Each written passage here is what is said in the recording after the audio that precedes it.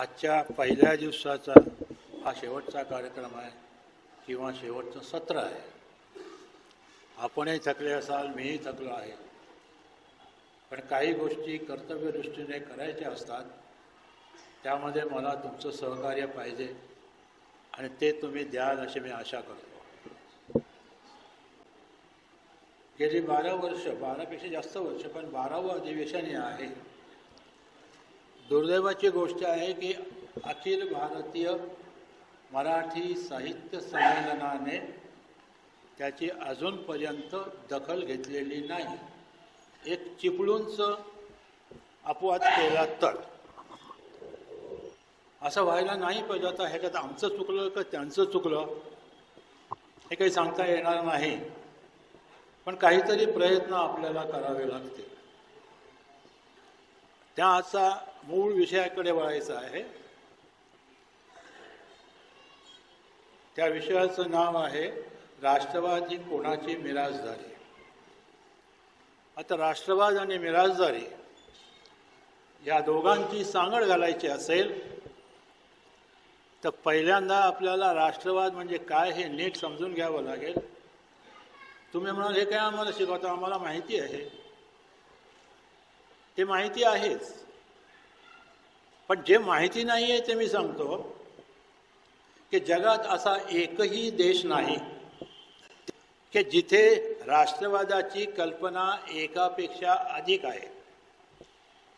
अपवाद फक्त भारताचा आहे.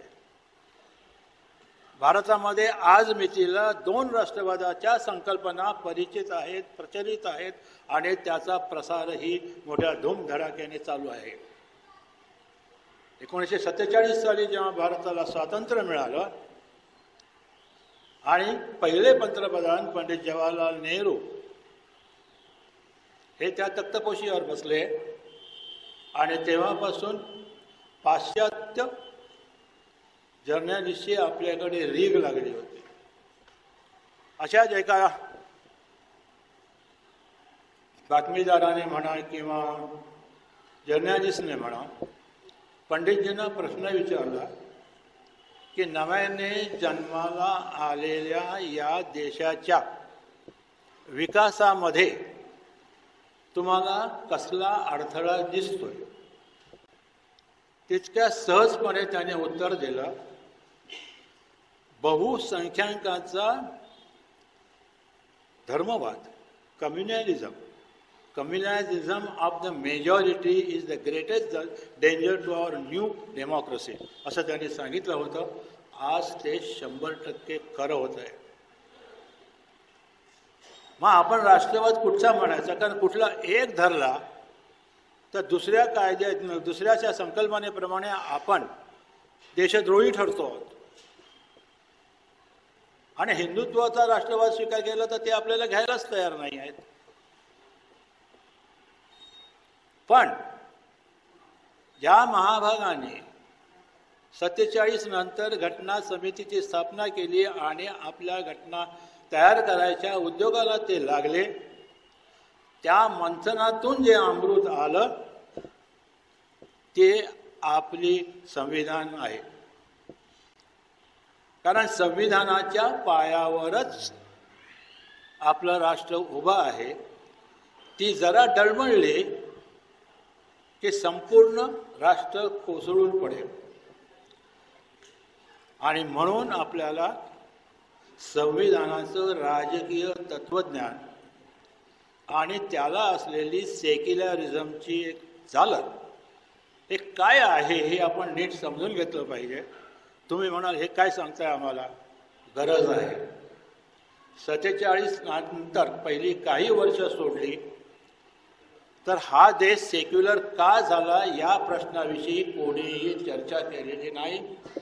मी त्याचा चालता बोलता साक्षीदार आहे. ह्या सगळ्या गोष्टी आमच्या समोर झालेल्या आहेत. आणि म्हणून सेक्युलरिझमच्या किंवा सेक्युलरिझमचा मागे जाणाऱ्या विचाराची गाज धरणाऱ्या लोकांना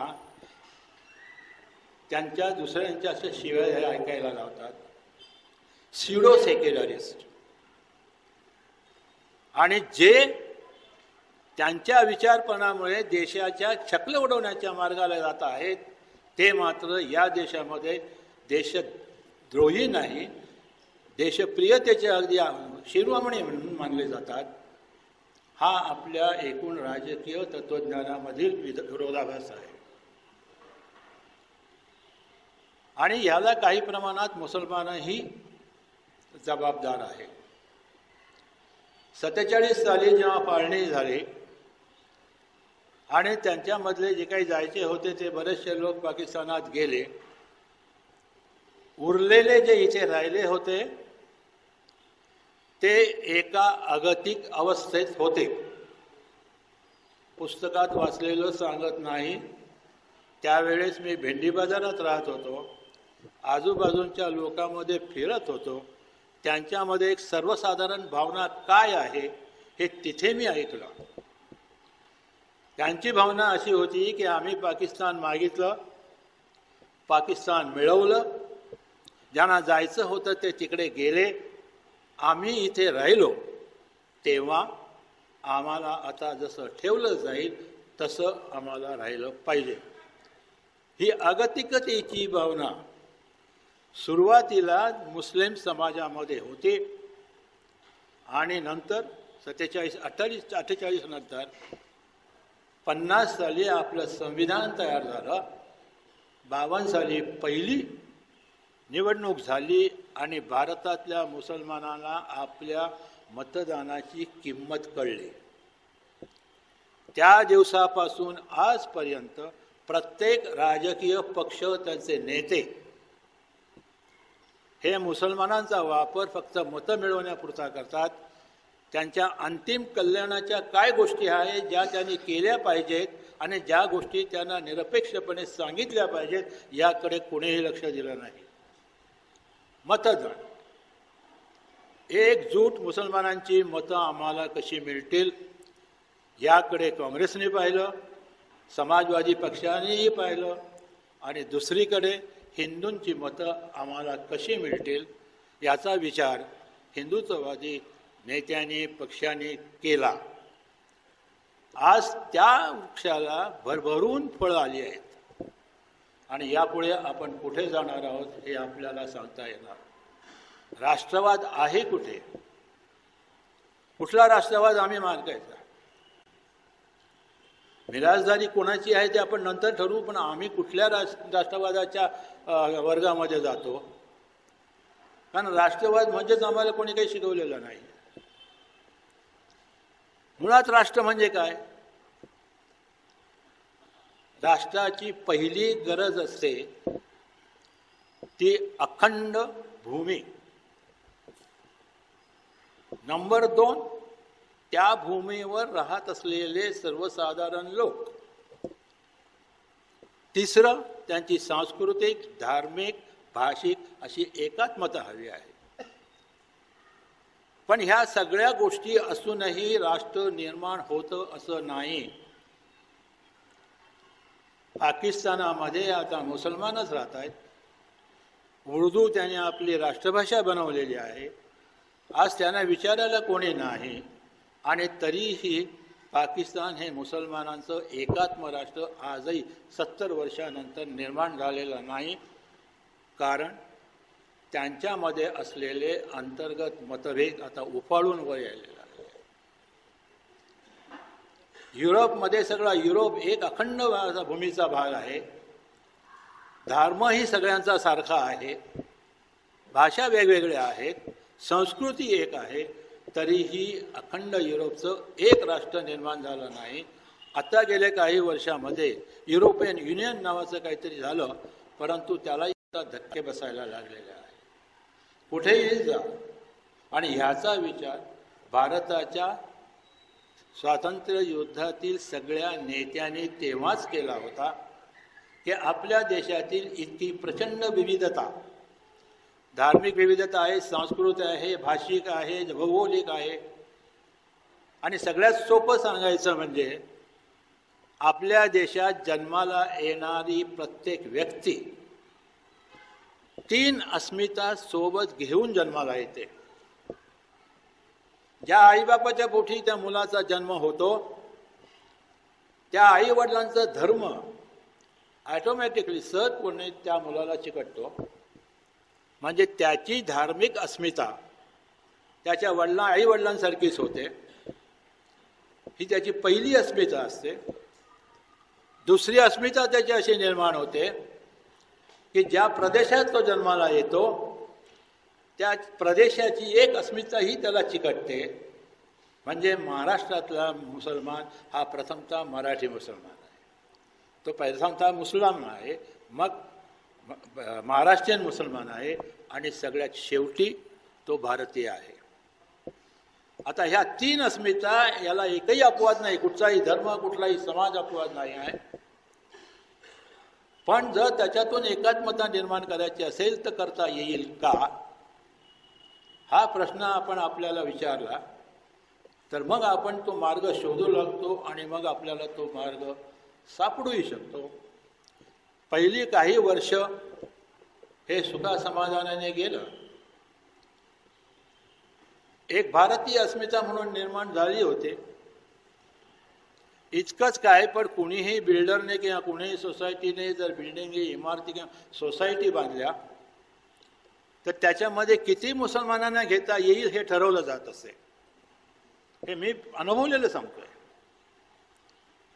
आणि स्वातंत्र्य लढ्याचं पार्श्वभूमी असताना आमची ही हालत होती. ज्यांना अशी काहीच पार्श्वभूमी नसेल त्यांची काय अवस्था होत असेल तर आपण विचार करू शकता. असा हा राष्ट्रवाद आहे. आत्ता तर सरळ ठरलेलं आहे, अनेक बिल्डर मुस्लिम असेल तर आम्ही त्याला जागा विकणार नाही, ही भूमिका त्यांची झालेली आहे. आणि मग म्हणायचं मुसलमान हा राष्ट्रवादी नाहीच. आता एक नवीन टुमणं काढलेलं आहे. मुसलमानांचा धर्म हा आंतरराष्ट्रीय एकात्मता शिकवतो, बंधुत्व शिकवतो. तेव्हा तो आपल्या देशाची कधीही एकनिष्ठ राहत नाही. यांना कोणी सांगितलं मला माहिती नाही, पण तुम्ही जितके आहात तितके आम्हीही राष्ट्रवादी आहोत. राष्ट्राचा संबंध भूमीशी येतो आणि भूमीचा संबंध एकूणच जीवजंतूशी येतो, केवळ माणसाशी येत नाही. माणूस असो, पशु पक्षी असो, किडे मकुडे असो किंवा वृक्षवल्लरी असो, यापैकी कुणीही भूमीशिवाय जगू शकत नाही. आणि जगू शकत नाही म्हणून प्रत्येकाचा या भूमीवरील हक्क हा स्वयंसिद्ध आहे. तो कुणाकडे मागायचा नसतो, तो कोणी हिरावून घेऊ शकत नाही. आज आपल्या या भूमिकेला प्रचंड आव्हान मिळालेलं आहे. हे आव्हान आम्ही कसं स्वीकारणार आहोत आणि त्याचा मुकाबला करत येणार, हा तुमच्या आणि आमच्या समोरचा सगळ्यात महत्त्वाचा प्रश्न आहे. केवळ हॉलमध्ये येऊन भाषण करण्यापुरता नाही, त्याची जाणीव निर्माण मी तरी ठेवतोय आणि तुम्हीही ठेवावी असं माझा आग्रहाची विनंती आहे तुम्हाला की याच्यातून आपण मार्ग काढणार असतो. आमचा ह्या भूमीवरचा हक्क आम्ही तो सोडणार नाही, हे त्यांना आव्हानात्मक सांगा. तुम्ही कधी आलात, कुठून आलात, तुम्ही बाहेरच्या, तुम्ही असे आहात तसे आहात, काही सांगायची गरज नाही आहे. आम्ही गेली 1200 वर्ष निदान इथे राहत आहोत. आमचा या भूमीवरती हक्क आहे, कारण त्या भूमीशिवाय आम्ही जगत नाही, जगू शकत नाही. हे आम्हाला हवं आहे, तुम्ही द्यायची गरज नाही, हे आम्हाला ईश्वराने दिलेलं आहे. आम्ही तुमच्या हक्कावरती कधी अतिक्रमण करणार नाही, पण आमचा हक्क नाकारू नका, हा आमचा राष्ट्रवाद आहे. आणि राष्ट्र म्हणून जर उभं राहायचं असेल तर ह्या राष्ट्रवादाच्या संकल्पनेत या राष्ट्राचे एक नागरिक म्हणून आमची जी कर्तव्य असतील ती आम्ही जरूर पुरी करू. त्याच्यात जर किंचित काय आमच्याकडून चुका झाले तर आम्हाला तुम्ही जाब विचारा, पण तुमचा ह्या भूमीवर हक्क नाही, तुम्ही तिकडे चालून जा किंवा इकडे जा, हे तुम्ही कोणी सांगत असाल तर आम्ही आता ऐकणार नाही. कायद्याच्या चौकटीत, संविधानाच्या चौकटीत जे अधिकार आहेत, ज्या जबाबदाऱ्या आहेत, या दोन्ही आम्ही पार पाडू. यांच्यासाठी तुमच्याकडे जोगवा घेऊन मागायला आम्ही येणार नाही. आम्हाला आमचा हक्क आहे, आम्ही तो पाळणार. आज मुसलमानांची ही गरज आहे. आणि सगळ्यात महत्त्वाचं म्हणजे की महाराष्ट्रामध्ये मुसलमान हा जितका इतरांशी समरस झालेला आहे तितका या देशातील दुसऱ्या कुठल्याही राज्यात नव्हे, एक्सेप्ट काश्मीर. असं असूनही आपल्याच घरात आज महाराष्ट्रातला मुसलमान हा परका होऊ लागलेला आहे. हे परके पण आलं कुठून? तुम्ही मराठीचं कुठलंही पुस्तक वाचा, मराठी संस्कृती. माझ्याकडे 3 पुस्तकं आहेत केवळ मराठी संस्कृतीविषयी. अथपासून इथपर्यंत तुम्ही वाचा. यामध्ये मराठी मुसलमानांची संस्कृती काय आहे आणि तिचं महाराष्ट्राच्या संस्कृतीत काय योगदान आहे याच्याविषयी काही नाही. मगाशी आमच्या अगोदर एका वक्त्याने आपल्याला सांगितलं की महाराष्ट्रामधल्या सगळ्या मुसलमानांना एक भाषा असली पाहिजे. पण एक भाषा असली तरी झालं तर पुरं होणार आहे का ते? या अगोदरही येते. सगळ्यात खरोखर जर एक भाषा कुठली असेल, मी कोकणी मुसलमान आहे म्हणून बोलत नाही, हे प्रत्यक्ष घडतंय ते सांगतोय की कोकणातली मुसलमान जी लोकभाषा बोलतात ती मराठीची बोलीभाषा आहे. आणि मराठीचे एक संशोधक का प्रियोळकर यांनी काही वर्षापूर्वी ग्रंथ लिहिला, ग्रांथिक मराठी भाषा आणि बोलीभाषा. ठाण्यापासून गोव्यापर्यंतच्या सगळ्या बोलीभाषांचा त्याने अभ्यास केलेला आहे आणि त्याचं पुस्तकात त्याच्याविषयी त्याने लिहिलेलं आहे. त्यामध्ये मराठी बोलीभाषेविषयी किंवा कोकणच्या लोकांच्या बोलीभाषेविषयी एक शब्दही नाही आहे. दुसरं सांगतो, सगळे आम्हाला देशभक्ती शिकवतात, राष्ट्रवाद शिकवतात. आम्हाला तुमच्या राष्ट्रवादाच्या कल्पनेत घ्यायला तुम्ही तयार आहात का? हा प्रश्न तुम्ही आणि आम्ही रोखठोकपणे विचारला पाहिजे. कुठेही बघा, मराठी चॅनलवरती एक कार्यक्रम गेली 15-20 वर्ष चालू आहे, होम मिनिस्टर. बरेच जण पाहत असतील.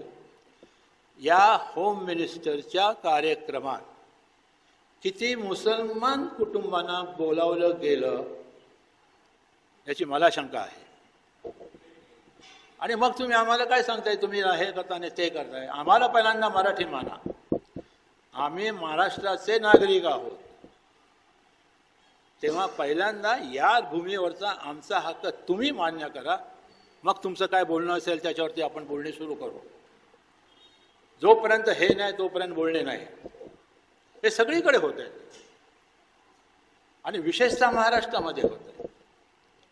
ज्याचा तुम्हालाही अभिमान वाटावा अशा छत्रपती महाराजांना सुद्धा अँटी मुस्लिम म्हणून जेव्हा प्रेषित केलं जातं, त्यांचं प्रतिबिंब किंवा प्रतीक म्हणून वापर केला जातो, तेव्हा हे लोक एक गोष्ट विचारतात की जी व्यक्ती किंवा जे ऐतिहासिक पुरुष आम्हाला अतिशय आदरणीय आहे त्याचा आम्ही अपमान करत आहोत. काही वर्षापूर्वी सांगलीलाच एक प्रकरण झालं होतं. त्या प्रकरणामध्ये त्या गणपतीच्या मंडपावरती लिहिलं गेलं असतं की छत्रपती शिवाजीने अफजल खानाचा कोथळा काढला. आणि त्या चित्रावरून वातावरण तंग झालं होतं. तिकडच्या विभागात ते कोण असतील त्यांना आठवत असेल. ती परिस्थिती वेगळ्या रीतीने हाताळता आली असली, पण दुर्दैवाने ते झालं नाही. प्रश्न असा आहे की छत्रपती शिवाजी महाराजांनी अफजल खानाचा कोथळा काढला हे 100% सत्य आहे. आणि सत्य आपल्याला नाकारता येत नाही, कारण आमच्या पैगंबरांनीच सांगितलेलं आहे. सत्य, समता आणि बंधुत्व हे 3 कुराणाच्या व्हॅल्यूज आहेत. न्यायाचा शब्द कुराणामध्ये 800 वेळेला आले आहे. आपल्या आजूबाजूला तुम्ही पाहू शकता किती जण न्यायाने वागतात आपल्या स्वतःच्या नातेवाईकांशी, बाकी त्यांची गोष्ट सोडा. तर असं हे सत्य होतं, ते आम्हाला स्वीकारलंच पाहिजे होतं. पण तेवढंच सांगतात, त्यानंतर शिवाजीने काय केलं हेच नेमकं सांगितलं जात नाही. काय केलं त्याने? संस्कृतमध्ये एक वाक्य आहे, मरणांती वैराणी. जिथे मृत्यू होतो तिथे वैर संपतं. छत्रपतींचं वैर जे होतं ते अफजल खानांशी होतं, विजापूरच्या आदिलशहांशी होतं. तो मेल्यानंतर मात्र त्याच्या मेलेल्या देहाची आणि छत्रपतीने विटंबना होऊ दिली नाही. त्याच्यावरचे अंत्यसंस्कार त्याच्या धर्माप्रमाणे त्यांनी केली आणि त्यांची कबर प्रतापगडाच्या पायथ्याशी अजूनही आहे. हे छत्रपतींचे वंशज आणि त्यांचे अनुयायी सांगत नाही, कारण त्यांचा उद्देश वेगळा असतो. ह्या उद्देशाला आपण बळी पडायचं काही नाही, ही तुमचा आमचा प्रश्न आहे. त्यांना आपल्याला उत्तर देता आलं पाहिजे आणि त्यांना उत्तर द्यायचं असेल तर आपल्याला आपला इतिहास आणि आपल्या देशाचा इतिहासही आपल्याला समजून घ्यावा लागेल. तो इतिहास म्हणजे मुघलांची साम्राज्य नव्हे,